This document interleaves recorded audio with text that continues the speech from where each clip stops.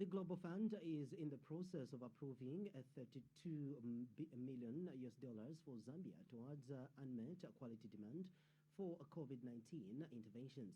Republican President Hakainde Hichilema is concerned with frequent court adjournments leading to delayed dispensation of justice. ZESCO has announced a 30-day amnesty against prosecution to all those with illegal electricity connections. Health Minister Qtv Main is gratified that about 32 million US dollars for unmet quality demand UQD for COVID-19 intervention is being considered for approval for Zambia by the Global Fund. Speaking when visiting a Global Fund board chairperson Dr. Donald Kaberuka paid a courtesy call on her, Ms. Masevo says that this money is expected to go a long way in mitigating the impact of COVID-19 and improve the country's pandemic response preparedness. She says government appreciates the support towards health system strengthening in the area of supply chain management, human resource for health, laboratory capacity, and many other areas. Details in the following report. The Global Fund board chairperson is on his visit to Zambia and has paid a courtesy call on Health Minister Sylvia Masebo, who has expressed happiness that about $32 million for unmet quality demand for COVID-19 is being considered for Zambia. Ms. Masebo says this will go a long way. Inception, the Global Fund has disbursed to Zambia a total of $1.6 billion. With this support, Zambia has managed to put more than 1.2 million people living with HIV on HIV treatment.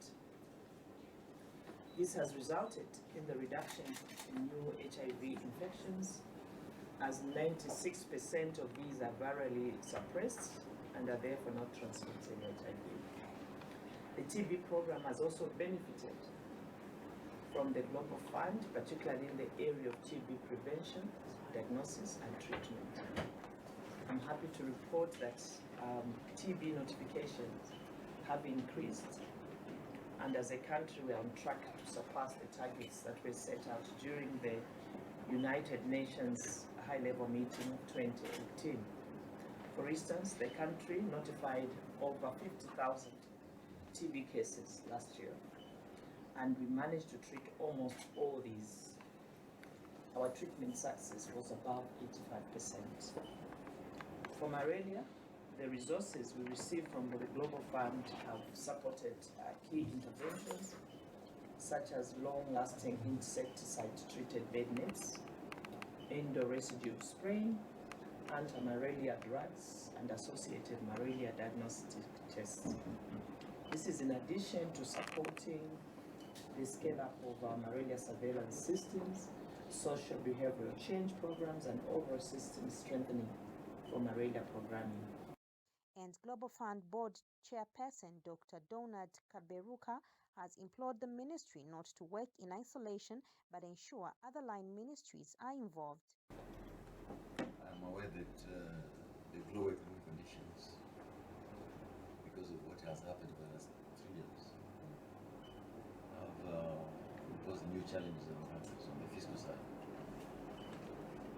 And we have to think together how to deal with the consequences of it in multi-dimensional ways. I do believe that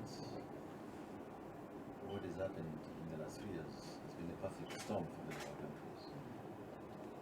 Whether it is energy prices, whether it is financial markets, whether it is supply chains,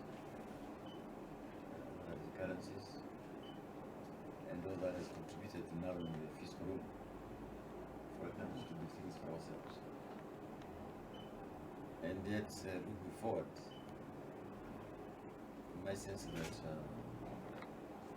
because of the new challenges in the global north, their attention will be distracted by many other things. We'll have to begin to think hard about in the future years how we look at health of our own people. I'm not suggesting any chance that. Patricia Musongwa, QTV News. Republican President Hakainde Hichilema has expressed concern over the frequent court adjustments leading to delayed dispensation of justice.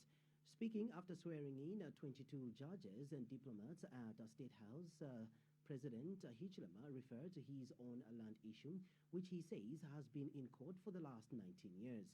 He says courts have a duty to deliver justice for the people, stating that justice delayed is justice denied.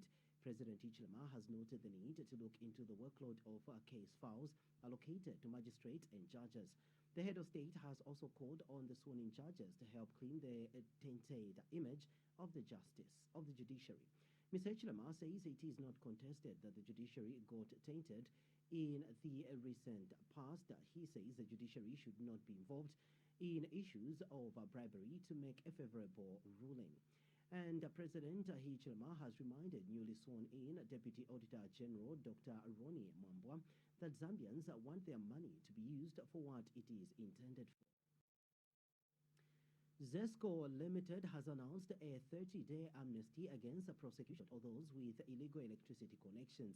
ZESCO Senior Manager Corporate Affairs, Karisto Chitanfiam, says that the amnesty comes in recognition of the fact that many customers who were illegally connected would like to normalize their connections so that they can begin to purchase electricity without fear or arrest. Mr. Chitanfia says the amnesty is effective 1st of April to 30th of April 2023. He states that ZESCO has observed with growing concern an increase in illegal connections involving new connections.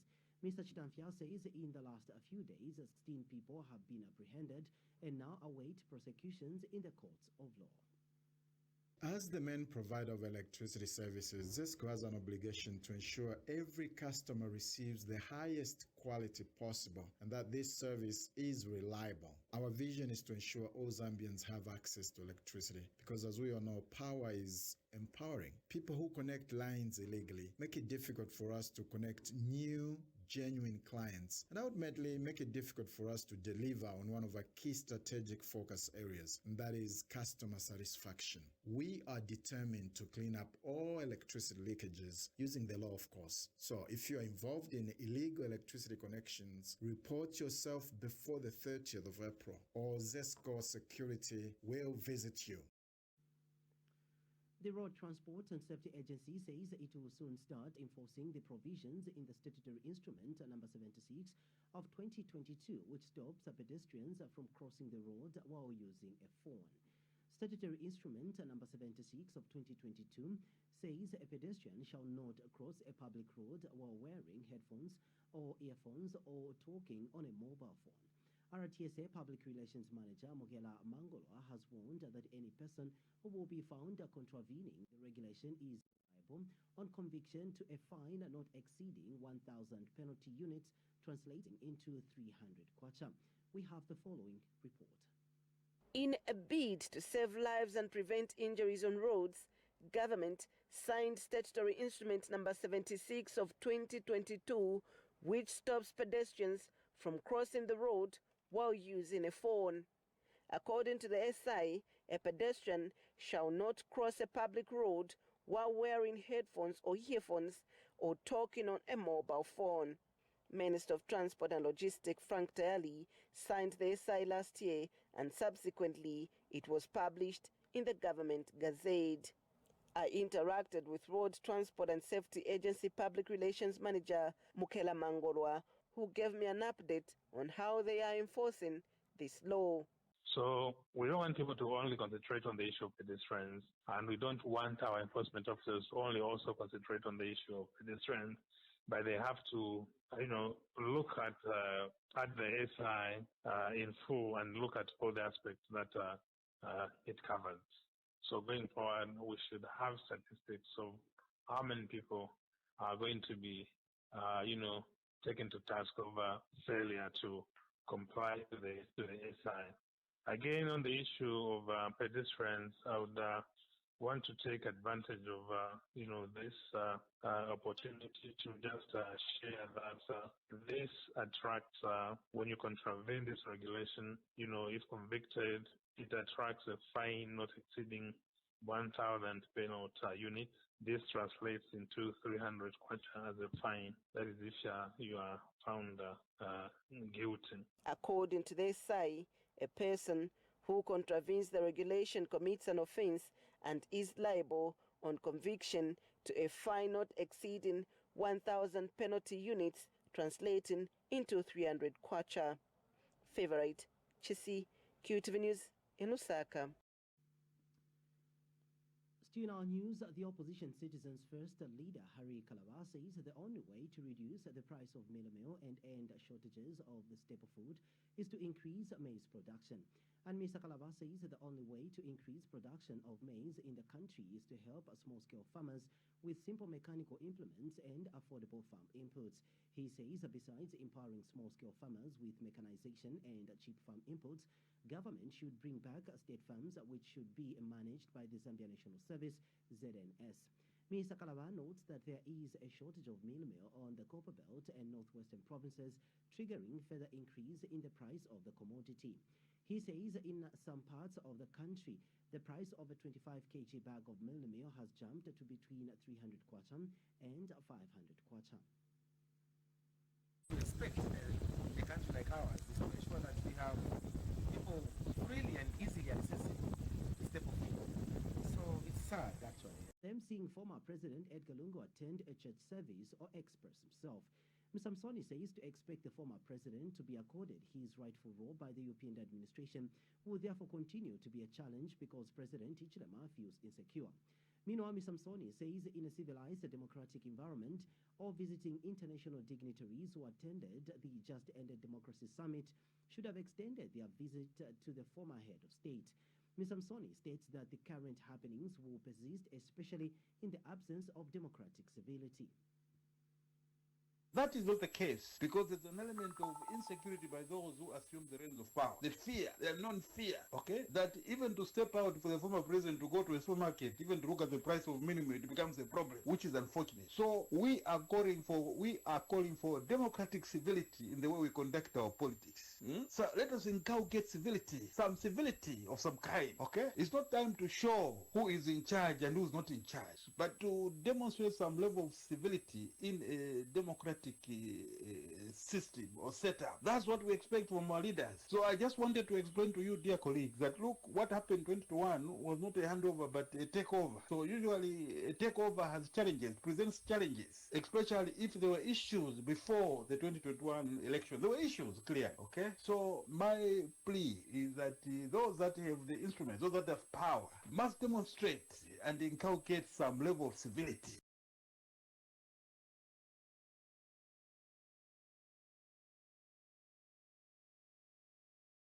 But look, what happened in 2021 was not a handover but a takeover. So usually a takeover has challenges, presents challenges, especially if there were issues before the 2021 election. There were issues, clear, okay? So my plea is that those that have the instruments, those that have power, must demonstrate and inculcate some level of civility.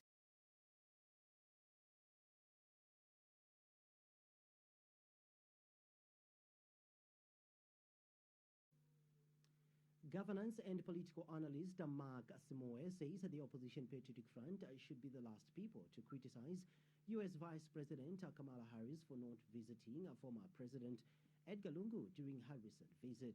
Patriotic Front presidential aspirant Brian Muntubile has described as a blunder the failure by U.S. Vice President Kamala Harris to snub former President Edgar Lungu. But Mr. Simoe has told Q News that the PF were themselves against the visit of the U.S. Vice President, who they accused of coming to champion gay rights. He says that the PF did not want Ms. Harris to visit Zambia, wondering how they wanted the person they did not want to visit the country to pay a courtesy call on former President Edgar Lungu.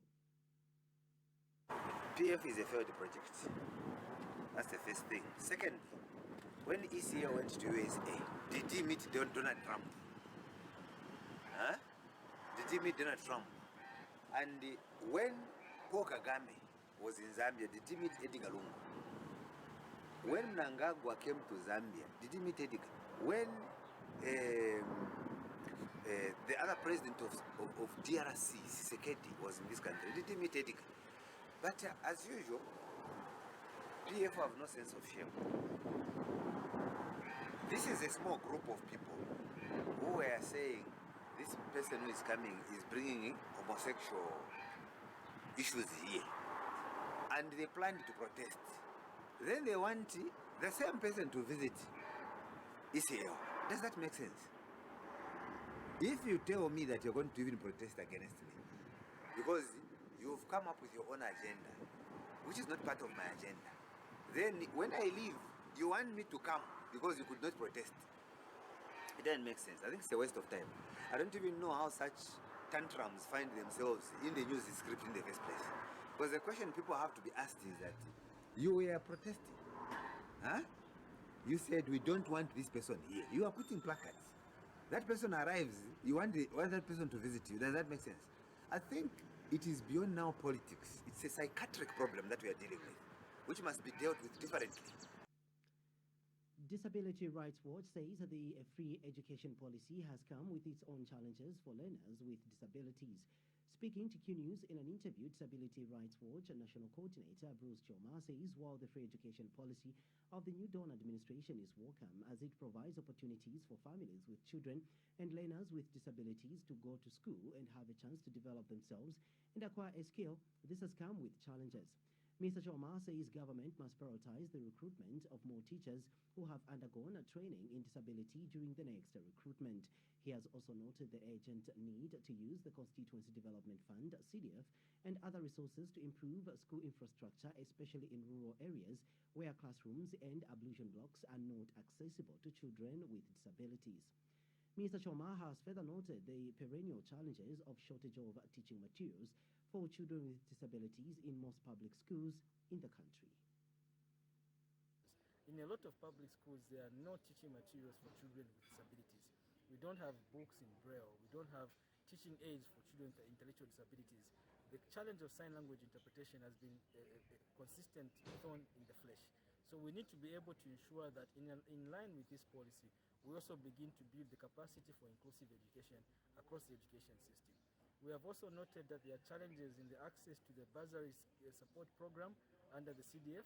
We are grateful that the guidelines are being revised. We hope that specifically for children who require to be in boarding school, there should be a requirement that all children with disabilities who apply for boarding grants and support must be given that award without any reservations, so that as much as possible the burden on the parents to transport children from homes to schools can be reduced, because that has resulted in a huge dropout rate for children with disabilities.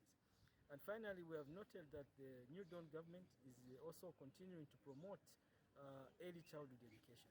And we have noted with concern that in many of the ECD centers, we don't see children with disabilities going for pre-grade lessons.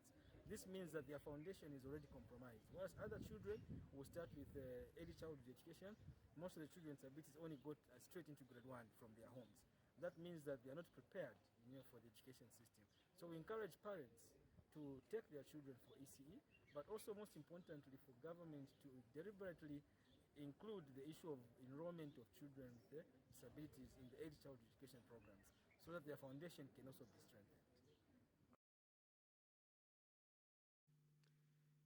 The Ministry of Green Economy and Environment Permanent Secretary John Msimoko has noted the need for design features of infrastructure around the country to incorporate climate change to avoid destruction to infrastructure due to heavy rains. Mr. Msimoko says the ministry is working with the Engineering Institution of Zambia to ensure this is put into consideration. He tells Q News that infrastructure has been the worst affected by the heavy rains that the country has recorded, citing destruction of bridges, houses, among other infrastructure that has collapsed or washed away. Mr. Msimoko is advising people to follow laid down guidelines when building in view of the effects of climate change. Infrastructure is among those infrastructure sector is among those that is heavily affected. We've seen the collapse of bridges, houses, and other infrastructure. As a ministry, we are working with the Engineering Institution of Zambia to ensure that the design features of infrastructure incorporate climate change considerations.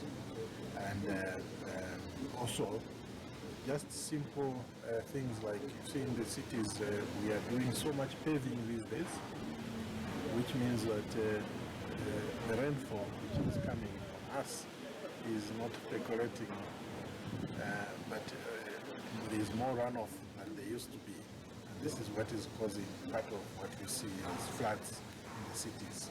So we are doing a little more sensitization as a ministry and as a government, working with other ministries like local government to sensitize our citizens. But Mwila has advised women in the habit of dumping newborn babies that pregnancy is avoidable through contraceptives. Speaking in an interview with Q News, Mrs. Mwila says there is need to intensify sensitization on reproductive health services in clinics and hospitals. She says there is need to revisit how women think about childbirth and reproduction in order to change their mindset. Mrs. Mwila states that the dumping of newborn babies is immoral, especially when women know about birth control pills and are fully aware of the rights of a child. She states that it is unreasonable and irresponsible for a mother to carry a child for 9 months only to dump the same after delivery.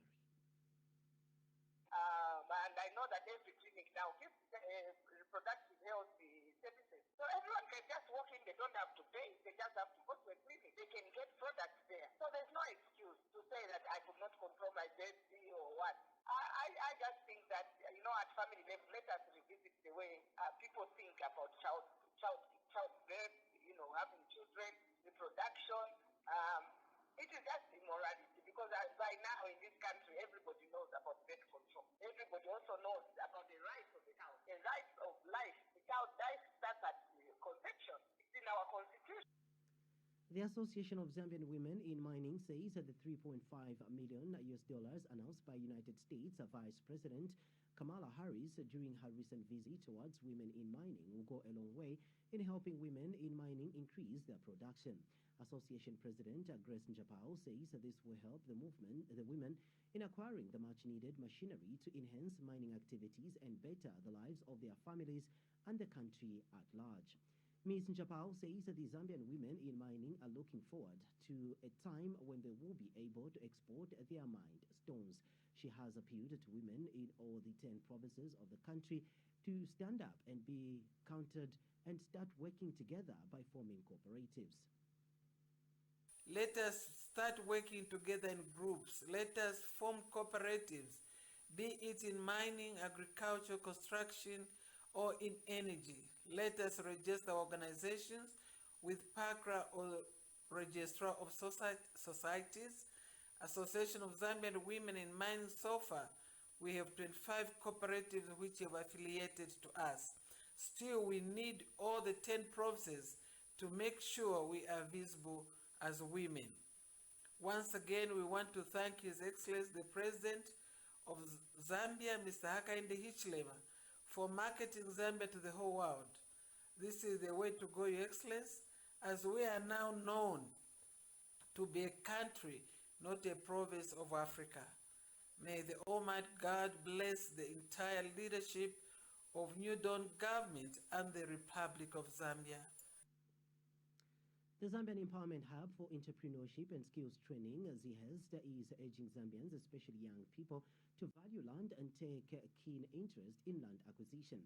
ZHEST Executive Director Clarence Mziamba says land can be used for agricultural and entrepreneurship purposes. Mr. Mziamba says land is the greatest asset that can be used to grow the country's economy. He is urging young people in the country to have a positive mindset towards land and investment in land and agriculture in order to have a sustained future. Mr. Mziamba states that land is an important tool for economic empowerment and development. Land is an important tool for economic empowerment and development. As Zambian Empowerment Hub for Entrepreneurship and Skills Training, ZHEST, we want to urge our fellow young people and the general citizens at large to ensure that they value land and take an interest. You can use land for agricultural purposes and for entrepreneurial purposes. Land is the greatest asset which we can use even to grow our economy. As an empowerment hub, we want to urge young people to have a positive mindset towards land, to ensure that they invest into land and agriculture products now so that their future can be sustained. Lukasha Constituency Development Initiatives, an online platform for the residents of Lukasha, has called on government and cooperating partners to set up 2 more agro-processing plants after Musa Milk Plant as a way of creating jobs and business opportunities for the youths in the constituency. Organization founder Charles Chilando says a number of youths in the area are looking for employment and that setting up the two agro-processing plants will swallow up the unemployed youths in the area who are involving themselves in illicit activities. Mr. Chilando says the constituency has an educated labor force which cannot find employment. Hence, this is one good opportunity to ensure that young people are productive at all costs. He notes that investors will only be attracted to the constituency once development is taken to the area. Mr. Chilando says that this will take commitment from the youths and government. Because we've seen that we are quite behind. We've got a lot of young men and women that are looking for employment and they can't find where they can get employed. And therefore, we thought we should supplement government efforts by trying to lobby for development for our constituency. The basic point that we are trying to do is to help the government of the day. We are appealing to the chiefs, all the leaders, the local leaders, the government leaders that are present at the moment to work with us and see how we can help and lobby for development for our area. The chief two things that we would want to see in the near future is to set up at least 2 agro-processing plants in our constituency that will alleviate or at least try to help, deal with the employment issues. We want our young men and women to find employment, have, an area where they can get employed, because right now we've got an educated labor force in our constituency and they can't find employment anywhere in the constituency. We want, to see that our farmers in the areas, have market where they can sell their produce, through outgrower schemes once those processing plants are put up. So we are lobbying, we are requesting for all concerned to get on board and see how we can help each other to bring development to our area. So therefore, it's incumbent upon us to bring development to our area. No one else will do that for us. The Tobacco Free Association of Zambia Youth Advocate has urged the government to prioritize the well-being of the Zambian youth and come up with policy measures to urgently enact the Tobacco Control Bill. Association Coordinator Obed Luvasi says enacting this bill will be an obligation to protect the public from the devastating health, social, economic and environmental consequences of tobacco consumption. Mr. Luvasi says it is imperative for the government to enact and enforce policies mandated by the World Health Organization Framework Convention on Tobacco Control to protect the present and upcoming new generation from aggressive marketing and sale of tobacco products. Mr. Luvasi notes that Zambia is currently facing a high burden of non-communicable and communicable diseases such as cancers, heart diseases, diabetes, and tuberculosis, which are highly attributed to the projected increase in tobacco use. He says the association is concerned about the current trend and believes that significant reduction in tobacco use will ensure a decline in non-communicable diseases. So exposure to nicotine can have lasting effects on adolescent brain development. And cigarette smoking really causes children or teens to be short of breath and have less stamina, for both less stamina, which can affect athletic performances and other physical activity pursuits, reduced lung growth, and obviously cause early cardiovascular damage. So we, the Tobacco Free Association of Zambia Youth Advocates, want to call upon the government. Yes, we call upon the government to enact with urgency and protect the Zambian youth from the devastating effects of tobacco use. Yes, want the government to enact and enforce the Tobacco Control Bill because it's a crucial step, really. It is a crucial step in safeguarding the health and well-being of the future. Top stories in our news. The Global Fund is in the process of approving $32 million for Zambia towards unmet quality demand for COVID-19 interventions. Republican President Hakainde Hichilema is concerned with frequent court adjustments leading to delayed dispensation of justice. And Zescoan has announced a 30-day amnesty against prosecution to all those with illegal electricity connections. For more international news, here is DW. Now, authorities in Russia say Ukraine was behind an explosion at a St. Petersburg cafe that killed a well-known pro-war blogger. The Kremlin described the blast as a terrorist attack carried out by Ukrainian secret services. Ukraine denies involvement and has blamed Russian domestic terrorism. A woman linked to anti-war rallies has been arrested. In this footage posted online, Vladlen Tatarsky is seen being handed a statue during a talk at a St. Petersburg cafe. He jokes with the gathered crowd as he inspects the gift. A short while later, the 40-year-old pro-war blogger will be dead, killed by a bomb Russian media claims was hidden inside the bust. Russian bloggers are sharing